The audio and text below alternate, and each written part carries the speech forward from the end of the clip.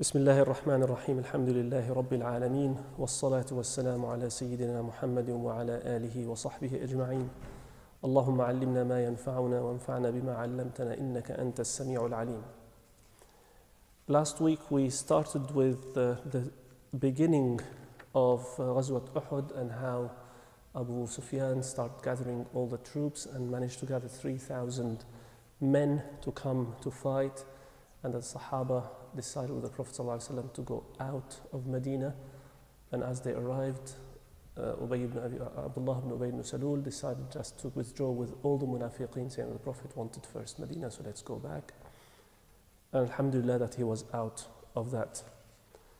Now we reached the stage of the Prophet checking the troops, his Sahaba, and that he set up 50 archers on a little hill, some of the best of the archers, to throw arrows on anybody who tries to attack them from behind the mountain. And this was well known as the Hill of the Archers. That's its name, and it's still up to there. If you go to Medina on the visit to Uhud, they will show you where the Hill of the Archers is.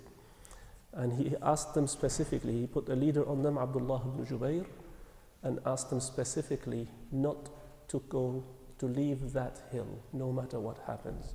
And he specified, if you see us winning, you don't come down. If you see us losing, we don't come down to help us. If you see us collecting the booties, i.e. the war is completely over, you do not come down. These are specific requests the Prophet ﷺ put on them. Once he's set all that up, Prophet ﷺ took his sword and asked his Sahaba, who wants to take this sword with its own right? The first one to come out was Hamza ibn Abdul Muttalib, radiallahu anhu. He said, I take it, Ya Rasulullah. Prophet ﷺ put it down. Hamza sat. They put it up again. Who takes this sword by its own right? The next one to get up was Ali ibn Abi Talib, radiallahu anhu. Prophet ﷺ put it down. He raised the sword third time. Who takes this sword with its own right? Then as Zubayr ibn al-Awwam came, said, I do, Ya Rasulullah. He put it down. Look, three of the strongest men and the best fighters, and he rejected to give them that sword. He put it up and said, who takes this sword by its own right? Al-Miqdad stood up. Al-Miqdad was one of the strongest, again, fighters. The Prophet said, Al-Miqdad and Al-Zubayr, each of them are equivalent to 1,000 fighters with their abilities. And he still put it down, did not give it. He raised the sword for the fifth time. He said, who takes the sword with its own right? And Abu Dujan al-Ansari, his name was Sammak ibn Kharasha, his real name. He said, Ya Rasulullah, what is its own right? Prophet ﷺ wanted someone to ask, anyone can take the sword, but what is the right? Prophet ﷺ said that you fight the enemy with it until it is bent. Imagine metal to be bent. And Abu Jana said, I do, Ya Rasulullah. So he gave it to him. Imagine the pride of Abu Dujana that 4 of the greatest muhajireen were rejected that sword, and him as an Ansari was given it. So he just got a band, red band, tied it around his head, and started walking, showing off, radiallahu anhu. The Prophet ﷺ said, this is a walk that Allah and His Prophet hate, except in this situation, when you show pride that you've got something that you're going to be doing for good with it. But if it's just the walk of a pride, it's hated in Islam. Once it started, of course, the Prophet ﷺ got getting ready, and Quraysh were getting ready in a really strange way, their way. They brought the women with them, and they started singing and dancing and music, and telling them, get on with the fight, and we will support you, and we'll dance for you, and we'll be with you. Strange ways, and that's their way of showing their, how to get the men to fight.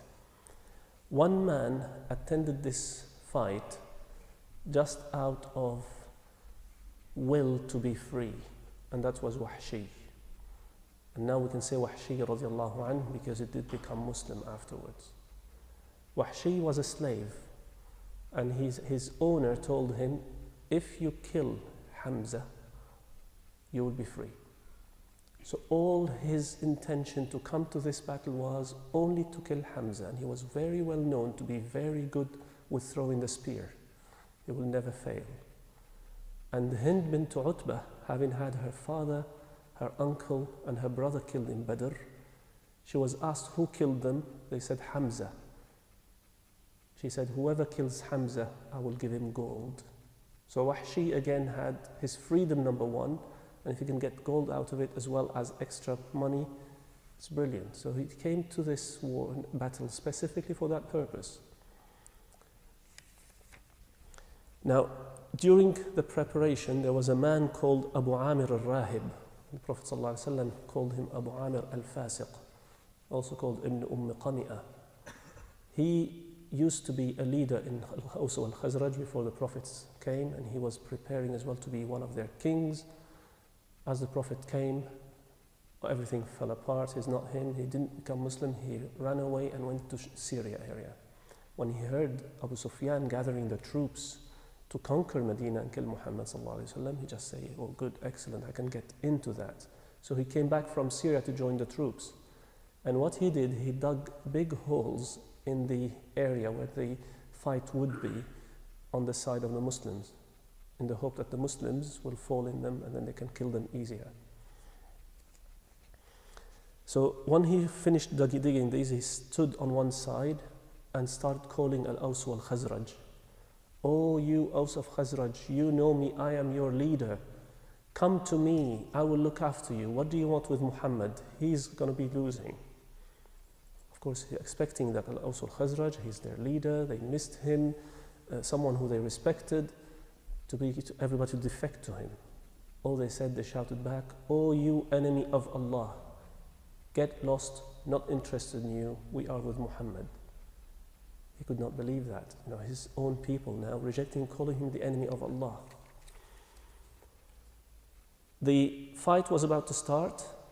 Mus'ab ibn Umair was given the flag of the Muslims. And as we said, the fights were around always a flag. As soon as the flag falls off, the battle is lost. And the flag of Quraysh has always been in the hands of Bani Abd al-Dar. So Abu Sufyan went to them and said, Ya Bani Abd al-Dar, if you are to hand the flag as you did in Badr, hand it from now to someone who will protect it. So they swore, no, we will not let it fall, and if it falls, we will protect it with our lives. So Banu Abd al-Dar had the responsibility of the flag. As soon as the battle started, everybody, as you know, they run, fight. SubhanAllah, Hamza ibn Abdul Muttalib ran straight to the flag bearer. Within minutes, killed him, the flag down. The kuffar could not believe it, their flag's down. The second son of Abu Talha ran and got the flag again and held it tight. Hamza ibn Abdullah turned, killed him again. Flag fell second time. Quraysh were in between the tatters. What's going on? So they saw Hamza and went to attack him to push him off that area. The third son of Abu Talha came and raised the flag. So the flag of the kuffar was up. Now the mushrikeen fighting against Hamza, the Muslims trying to defend Hamza. Ali ibn Abi Talib radiallahu anhu took a little detour and killed the flag bearer of kuffar third time. The flag falls for the third time within minutes. Mushrikeen could not believe what's happening, you know. How is it going that way? The fourth person, the fourth son of Abu Talha came and got the flag up. Ali ibn Abi Talib did not give him time. He killed him. Radiallahu anhu. Again, fourth time. So the mushrikeen, again shaken, they diversed and start attacking Ali and Hamza to push them back. The fifth son of Abu Talha came and grabbed the flag, raised it up, while the mushrikeen were trying to push Ali and Hamza, with a lot of Muslims of course supporting them. Asim ibn Thabit radiallahu anhu came out of the blue to them and killed the flag bearer. Number 5. So another person from the son, number 6, was coming to carry the flag, the sixth son of Abu Talha. He had 6 sons. His daughter, of course, i.e. Sulafa, the daughter of Abu Talha, was watching, and she saw Asim kill her brother, the 5th one. She didn't see who killed the ones before. As soon as the 6th brother came, he raised the flag. Asim came and killed him in front of her eyes. So all 6 brothers died. In her mind, who killed them? Asim ibn Thabit. She screamed in the middle of the battle, said, "Who gets me the head of Asim? And so I can drink with his skull, khamr, alcohol, and I will fill it to him in gold." The skull, I fill the skull in gold to whoever gets Asim. That's how much she had hatred towards him after seeing her brothers die. Now within that time, the flag was down. No one is happening, no one is daring to come to it. The kuffar not knowing what to do, and one of the family of Bani Abdar came and raised the flag for the 7th time. Now the Muslims, attacking in a good position, good morale, attacking the kuffar, were shaken, constantly shaken. One after the other is being killed. Now the kuffar noticed that, okay, the flag bearer is the attention, so they turned their attention to the flag bearer of the Muslims as well. And the Sahaba has to defend Mus'ab ibn Umair. Mus'ab was so far protected with everybody around. As they were doing this, subhanallah, one of the Sahaba came and killed the flag bearer for the 7th time. The flag of the kuffar fell 7 times. Within that time, the Prophet ﷺ had with him Sa'd ibn Abi Waqqas. He would hand him the arrows, and Sa'd would throw the arrows on the enemy. Radiallahu anhu, he did not miss anyone, either injury or death with every single arrow he threw. And the Prophet ﷺ shouting it with him, saying, "Irmi Sa'd bi abi anta wa ummi." He said, "Throw it, Sa'd. I protect you with my mother and father." Can you imagine who would you protect with your parents? This is how Prophet ﷺ is showing his love to Sa'd. And Sa'd would not forget that moment when the Prophet was telling him this, radiyallahu anhu. Now, another Sahabi which is mentioned in the seerah in this specific battle was Hanzala, radiyallahu anhu. He was recently married, a few days after his wedding, and as he heard the call to jihad, he left his home straight to jihad, not having made ghusl. And he fought, and he fought, and he was killed, radiyallahu anhu. And the Prophet ﷺ said, when he was passing later at Sahaba, he said, Hanzala is being washed, did ghusl, made ghusl by al-malaika. So he's called the one whose malaika washed him. He's the only Sahabi was washed by the malaika. And as the Prophet was watching him after the battle which we come to, he saw him and suddenly he turned his head away.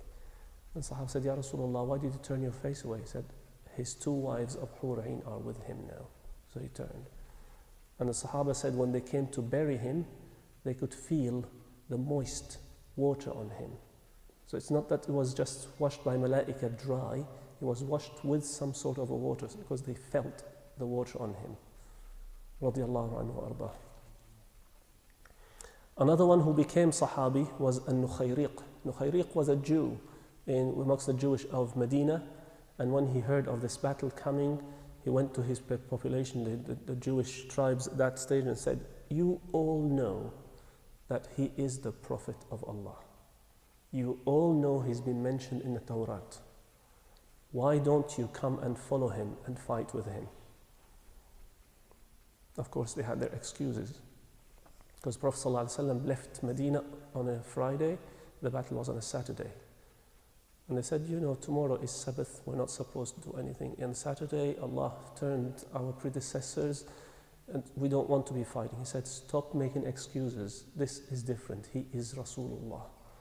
He went, did Shahada with the Prophet ﷺ, fought the battle, died. And the Prophet ﷺ looked at Sahaba and said, if any one of you wants to see a person who has entered Jannah and has not prayed one single rak'ah, look at Mukhayriq, radiallahu anhu. Just became Muslim, fought, had Shahada martyrdom, and that's it. Didn't pray, didn't fast, didn't do anything, radiallahu anhu, but he was in Jannah. Another Sahabi called Qazman, he fought and fought and fought, and he was so strong, killing and injuring a lot of the kuffar. Suddenly he was injured, Sahaba thought he was dead, and Sahaba started saying, oh, praise to him, mashallah, he's going to Jannah. To their surprise, Prophet ﷺ said, no, he is in Nar. They couldn't understand. Ya Rasulullah, he's been fighting. He said, he is in Nar. One of the Sahaba went to check on him what's happening, and he saw him injured, in pain, but he could not bear patience, so he stabbed himself. And he committed suicide, wal'iyadhu billah. After all what he's done for Islam, he committed suicide and he's in Jahannam, wal'iyadhu billah. The Prophet ﷺ knew from Allah, told him that this man is not in Jannah. Now, from the kuffar, Abu Dujana was fighting and fighting. He had the sword of the Prophet ﷺ. He had to fulfill what he promised, and he was hitting and killing and injuring. Everybody was wearing metal gear, so you can imagine that fight is tough, and metal will bend eventually if you continue carrying it this way. Ka'b ibn Malik said, I was following Abu Dujana just to watch what he's doing.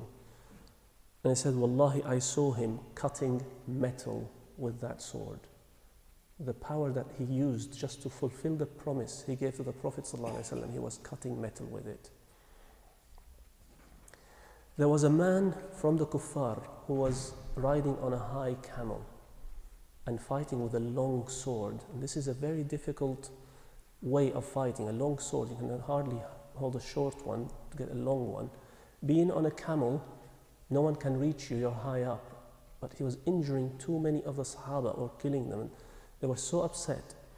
So a man of the Sahaba, a companion, went to the Prophet ﷺ and said, Ya Rasulullah, this man has already killed 9 of us and he's hurting us, we can't get to him.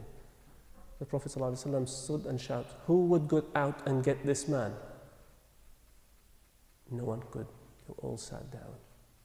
He repeated the second time, who would get out and kill this man? No one stood. Everybody's afraid. How can you get to this man with geared up, everything, all metal, long sword on a camel?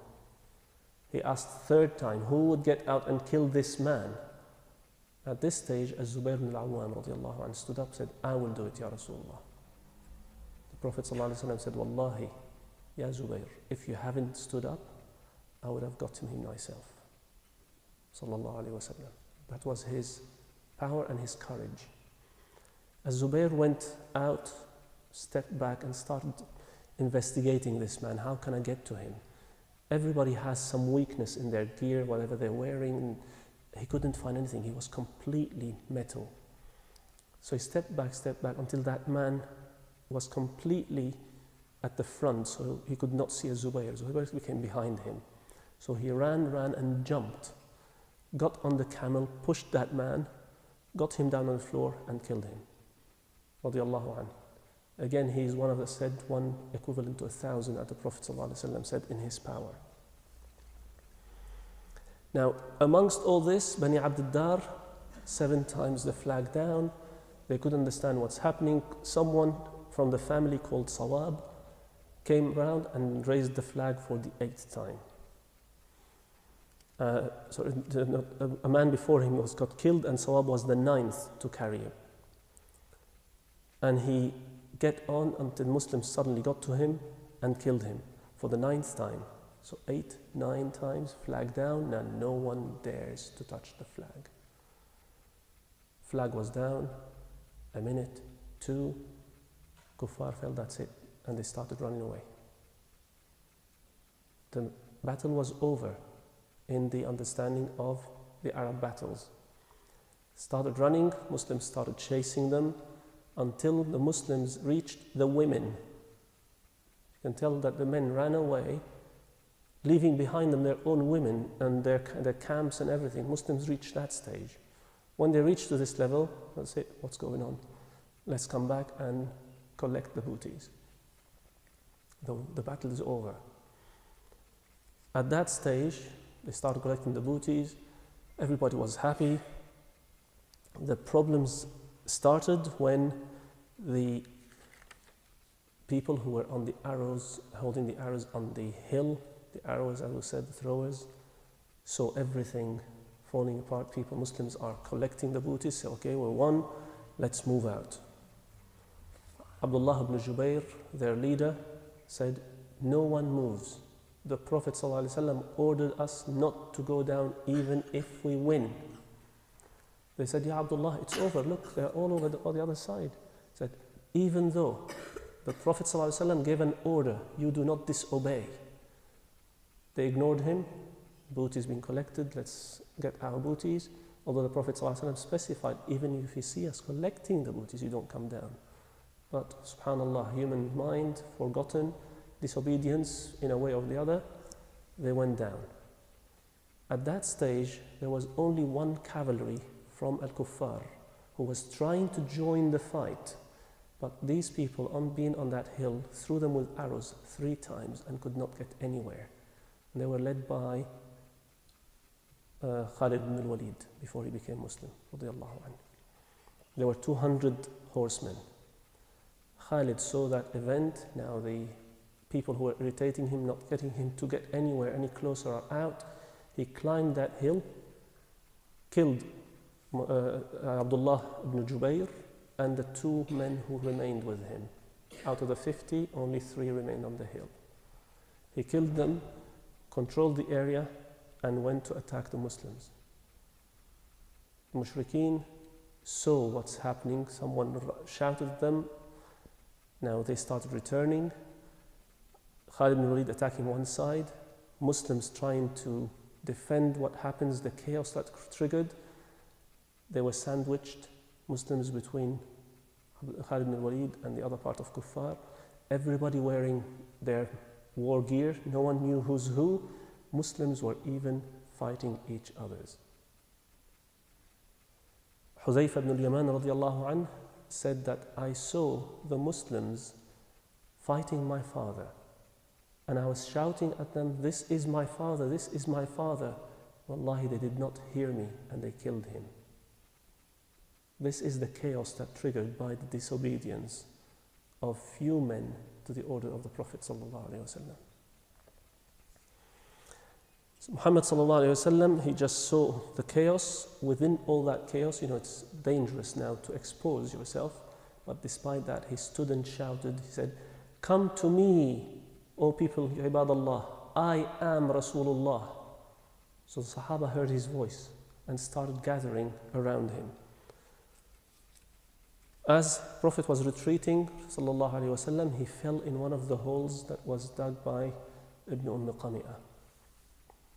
He fell down, and within that time, Hamza, in that chaos, was exposed. Wahshi took his moment, got ready, saw him, got his spear and threw it. And Wahshi, radiallahu anhu, we can say, he describes the moment. He said, I threw my spear, I got it through his back, it came out from his front. But Hamza did not fall off his horse. He said, Hamza, radiallahu anhu, turned his horse and ran towards me, and I thought he was about to kill me. But as soon as he arrived to Wahshi, he dropped on the floor and died. Wahshi took his spear off and walked out of the battle. That's all he wanted, his freedom. But he kept being sorry about this and making istighfar until he said, Wallahi, I want to kill one of the kuffar, to ask Allah forgive me for killing Hamza. Until the days of Al-Yamama, and he killed Musaylim al-Kazzab with the same spear, praying to Allah that He will forgive him for killing Hamza.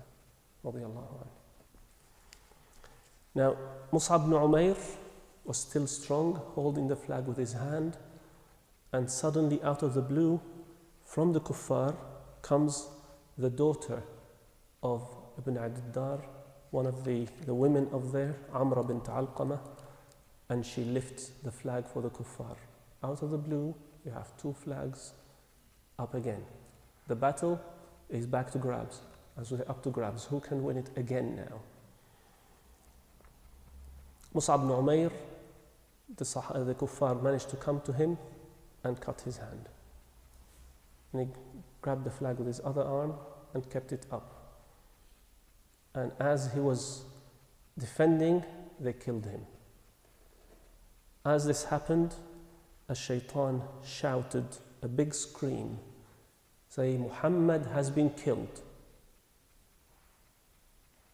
When Mus'ab heard that, he was about to die. Before he died, he said words that were not revealed yet.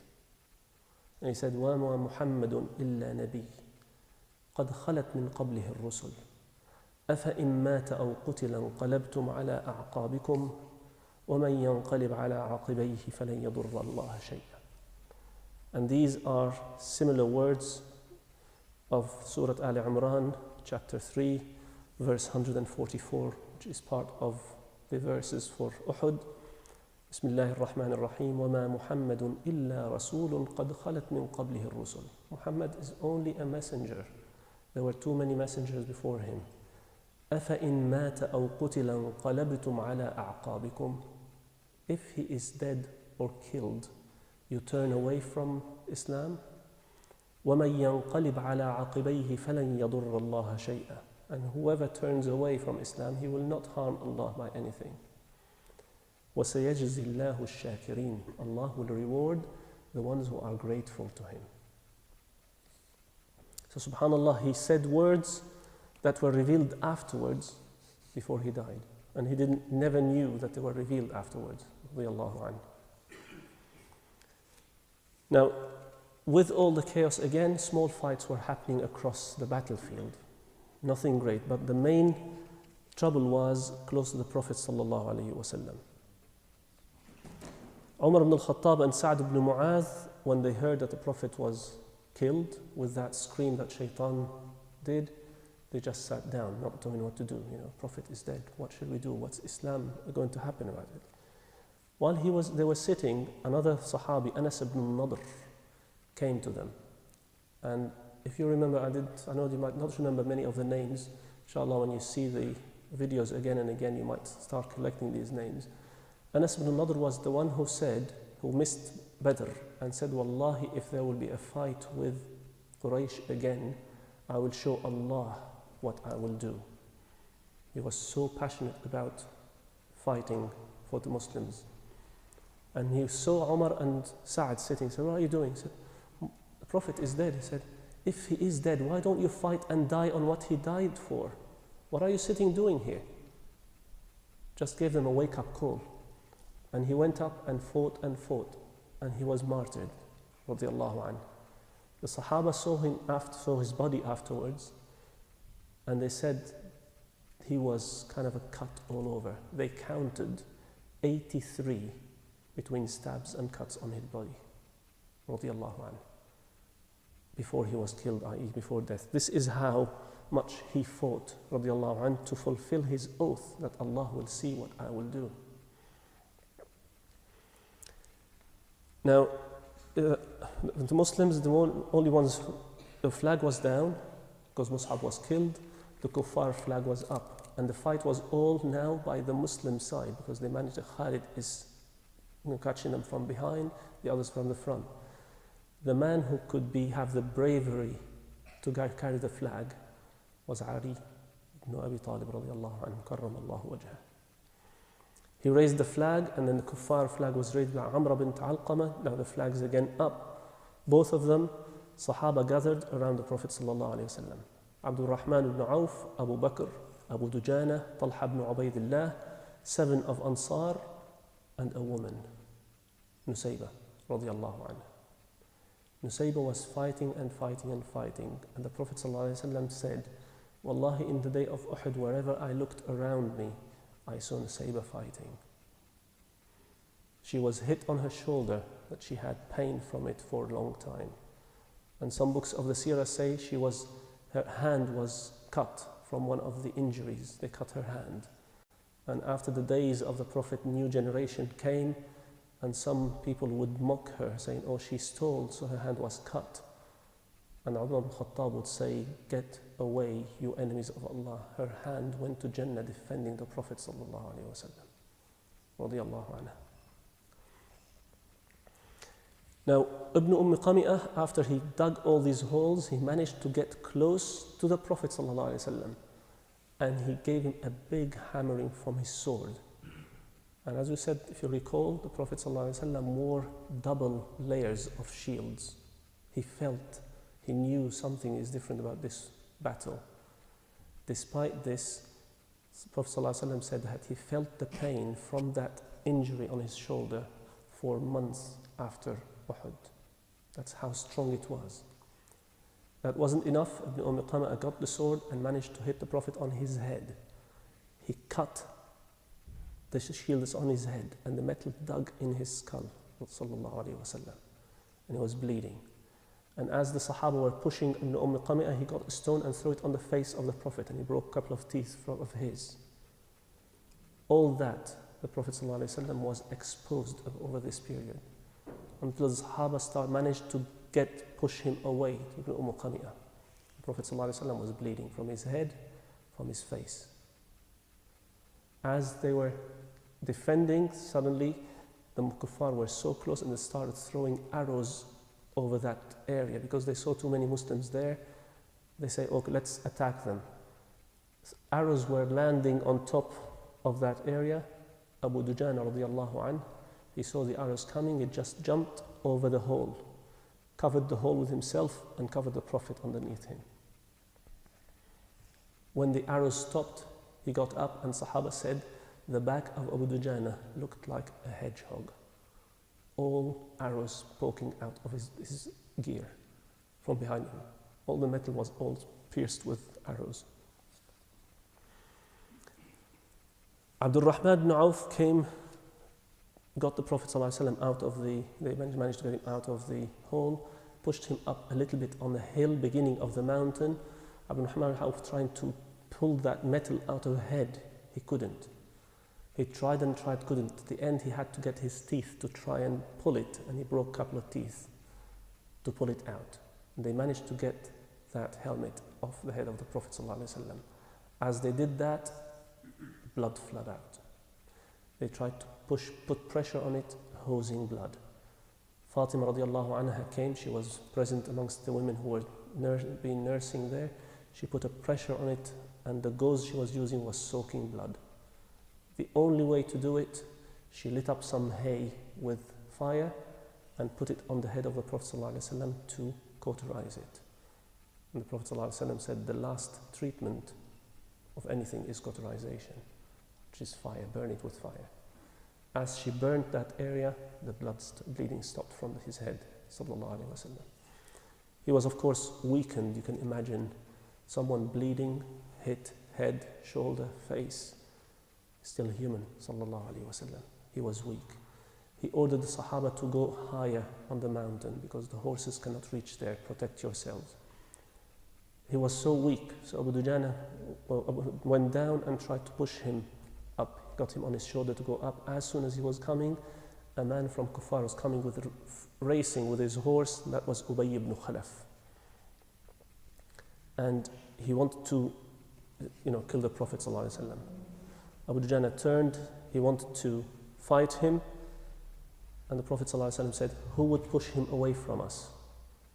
7 people of the Ansar, which we mentioned earlier, were with him. They went to protect the Prophet ﷺ. All 7 were killed. Radiallahu anhum.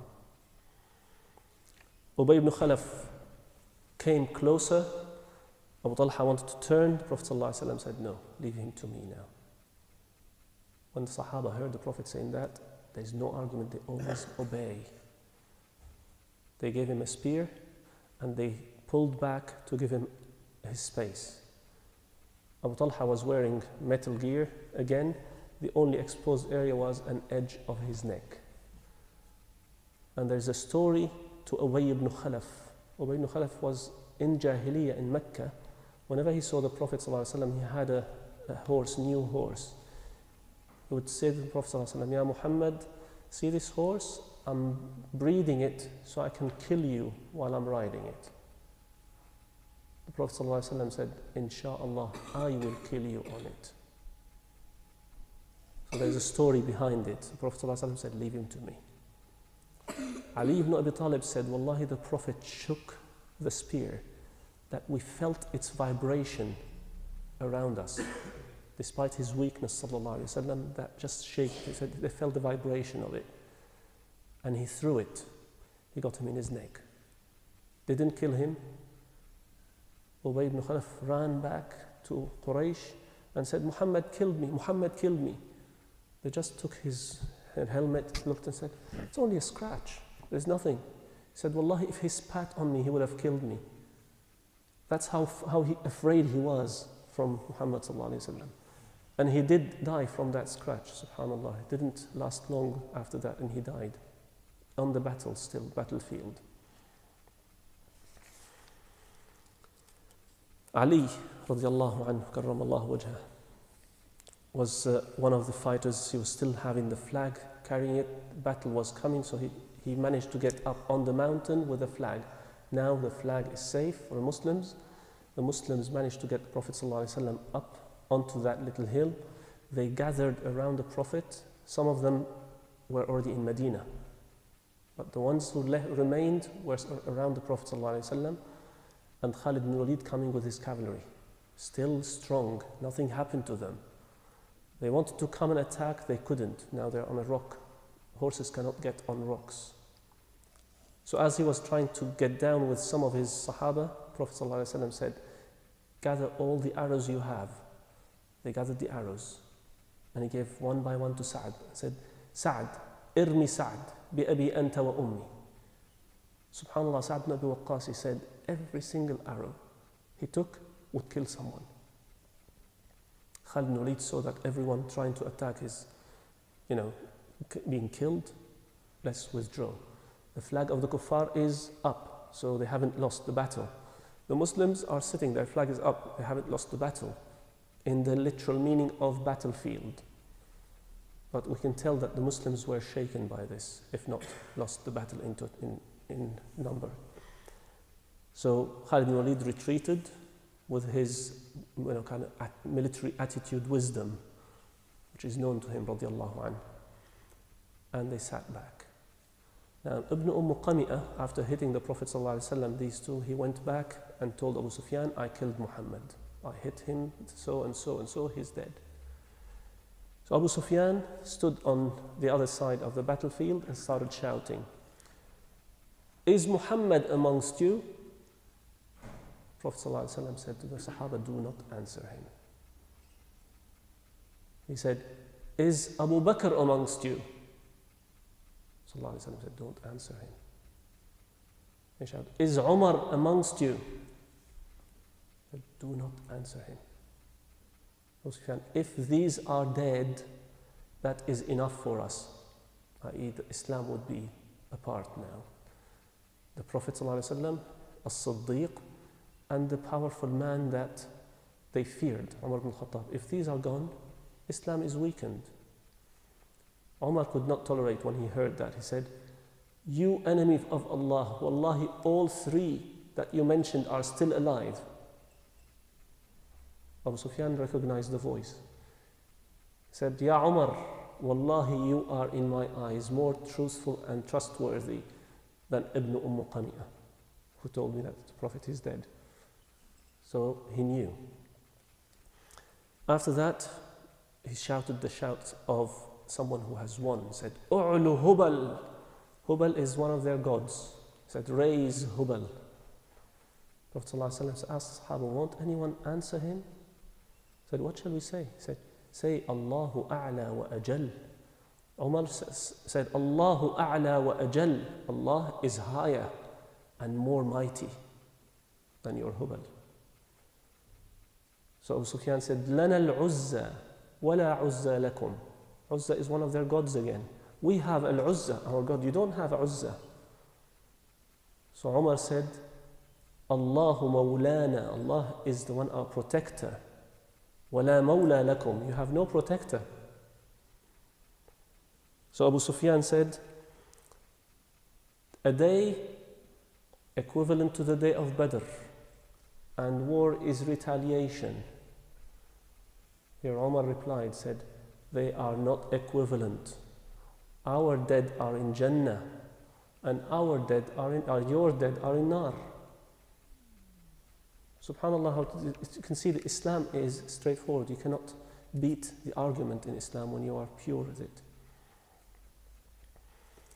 Now, at this end, Kuffar retreated, but before they left, they went and started mutilating the bodies. Hind bint Utbah ibn Rabi'ah, as I said, she had her father killed, Utbah, her uncle Shayba, and her brother Al-Walid were killed in Badr. And she made an oath that if Hamza is killed, she will eat his liver and give the person who kills him gold. So she went, she saw Hamza killed, dead. She opened his abdomen, got the liver out and tried to chew it and spit it out, couldn't take it. And she cut his nose and ears as mutilation. And they started mutilating the bodies of the Muslims. SubhanAllah. This battle that lasted hours, again 70 Sahabi were killed and 22 of Kuffar in all that battle. The Muslims started taking some of their dead to Medina to bury them. The Prophet ﷺ heard that. He sent a message, no one from the martyrs is taken there, return them back. And Hamna bint Jahsh, she was asking during the battle, she was in Medina, what happened? Said, news came to her that her father is dead. She said, how's the Prophet ﷺ? Said, he's fine. Said, Alhamdulillah, I will be patient. Then a message got to her that her brother was dead. She said, how's the Prophet ﷺ? Said, he's fine. Said, Alhamdulillah, I will be patient. Then news came that her husband was dead. And she couldn't tolerate it, subhanAllah, and she started crying. And the Prophet ﷺ, when the kuffar retreated, he went down and started looking at his Sahaba who were killed, not knowing yet who is killed. And as he was passing by, he saw Hamza, radiallahu anhu. The Prophet ﷺ could not hold himself and he started crying.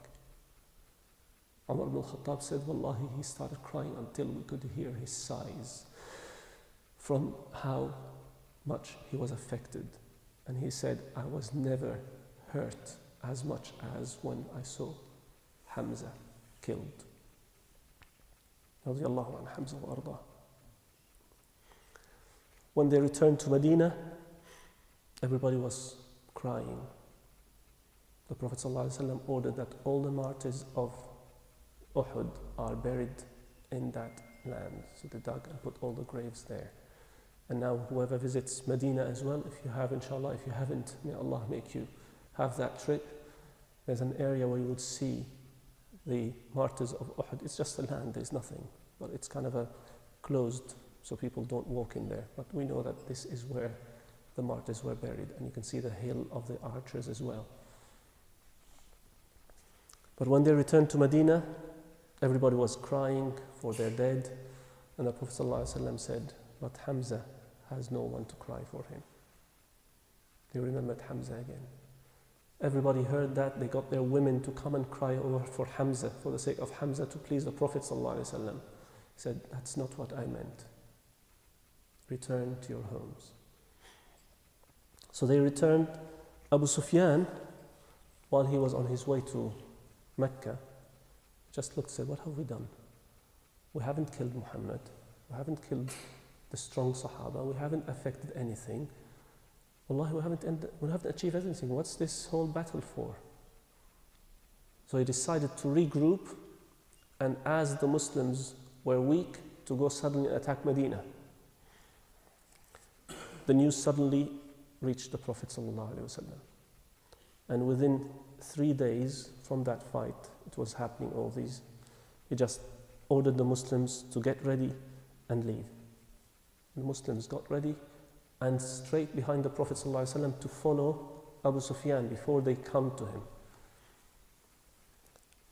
Abu Sufyan felt that, or he heard as well news that, the Muslims are coming. So he sent a man called Ma'bad al-Khuza'i. He said, go and try and weaken Muhammad, push him away from us.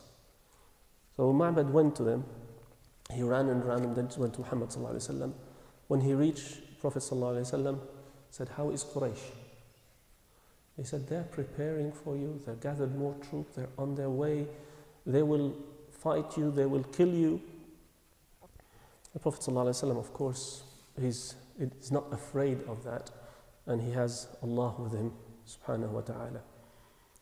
And in this, Allah revealed Surah Ali Imran, chapter 3, verse 173. أعوذ بالله من الشيطان الرجيم. الذين قال لهم الناس إن الناس جمعوا لكم فاخشوهم فزادهم إيمانا وقالوا حسبنا الله ونعم الوكيل. Those who people come to them and tell them the others have grouped and gathered more troops to attack you. Fear them. That's what Ma'bad was doing. He came to the Prophet to make him fear Quraysh.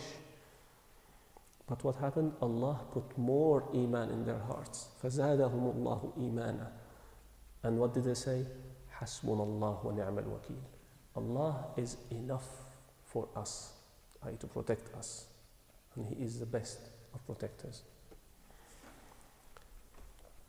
And then the Prophet ﷺ kept going until they reached a place called Hamra al-Asad. And this is why some of the scholars say Hamra al-Asad is part of Uhud. And other ulama say when it's a different ghazwa of its own right. Ghazwat Hamra al-Asad. Abu Sufyan heard that the Muslims were coming, said they're not weaker, they're stronger. He started retreating slowly until he got to Mecca. The Prophet ﷺ remained in Hamra al-Asad for 3 days. The news spread amongst the Arabs that Muhammad followed Abu Sufyan to meet him in a place, and Abu Sufyan and Quraysh retreated. So if it was a defeat in Uhud, it was transformed within a week to a winning success. And the Arabs now were afraid of the Muslims. And now, inshallah, next week, I will go around all the verses, or at least tell you, if you wish, you can read them from now till then. It's the verses of Surah Ali Imran from 139, which is chapter 3, to 175. There are about 45 verses in relation to Ghazwat Uhud and Hamra al-Asad. You can read them through, and if you want me next week, I can go through them as well in reminder of this battle. Jazakumullahu khairan. وجزاكم الله for your attendance. سبحانك اللهم وبحمدك نشهد أن لا إله إلا أنت نستغفرك ونتوب إليك.